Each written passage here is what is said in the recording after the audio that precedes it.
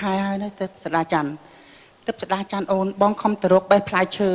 មើមឈើយកមកធ្វើថ្នាំដង្កូវនិងផ្លែឈើឲ្យអូនញ៉ាំណាអូនណាទៅស្ដាចាន់ចឹងបានន័យថាលោកប្តីប្រហែលជាហត់នឿយខ្លាំងណាស់ហើយមែនទេពិតមែនហើយណាអូនលោកប្តីឃើញទេយប់នេះព្រះច័ន្ទរះមកកន្លងល្អខ្លាំងណាស់យប់នេះអូនចង់បំពេបងឲ្យគេនៅលើផ្លូវអូនទល់ភ្លឺតែម្ដងណាបានទេបងអរគុណហើយទៅស្ដាចាន់អូនទៅស្ដាចាន់អូនល្អចំពោះរូបបងណាទៅស្ដាចាន់ចឹងបងគេហើយណាអូនណាអូននឹងរៀបរាប់អំពីទស្សនវិជ្ជាត្រកាលស្រស់ត្រកាលយប់នេះហាក់បីដូចជាគូស្នេហាយើងថ្មងថ្មីមើលចោះទេសភាពតស្រស់ថ្លានៃខ្ទមកំសត់របស់យើងធ្វើឲ្យស្នេហារបស់យើងកាន់តែផ្អែមល្ហែមណាស់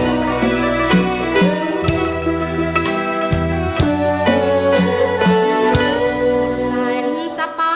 យពេកកន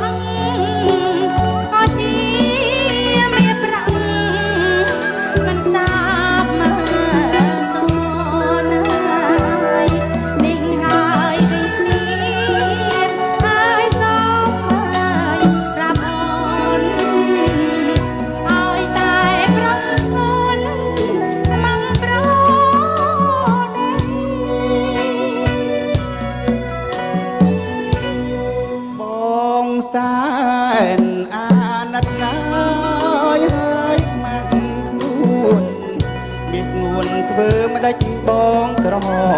ក្រៃ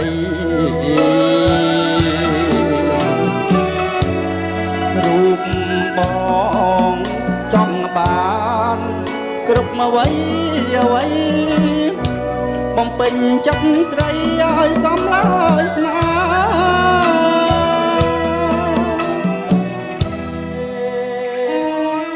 បងអើយបងអ្នកកែងទៅរូបអូនណាស់ណា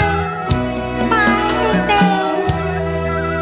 អូនអង្គុយបោះរំបំពេបងស្លាយអូនស្មោះអស់ពីប្រា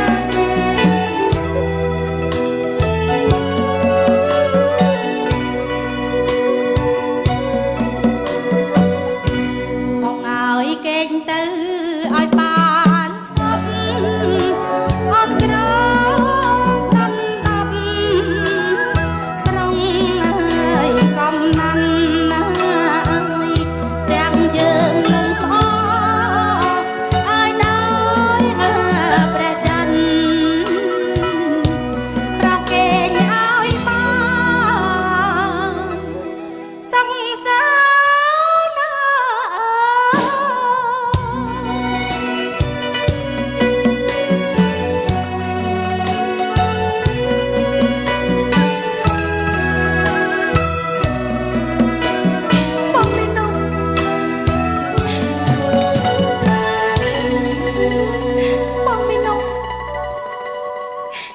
ពេលវេលាដែលអូនត្រូវចាក់ចោលពីបងមួយរយៈសិនហើយប៊ីចេងសញ្ញាខ្ទះត្រូវេកម្ហូបឆ្ងាញ់គ្រួសារមានសុភមង្គល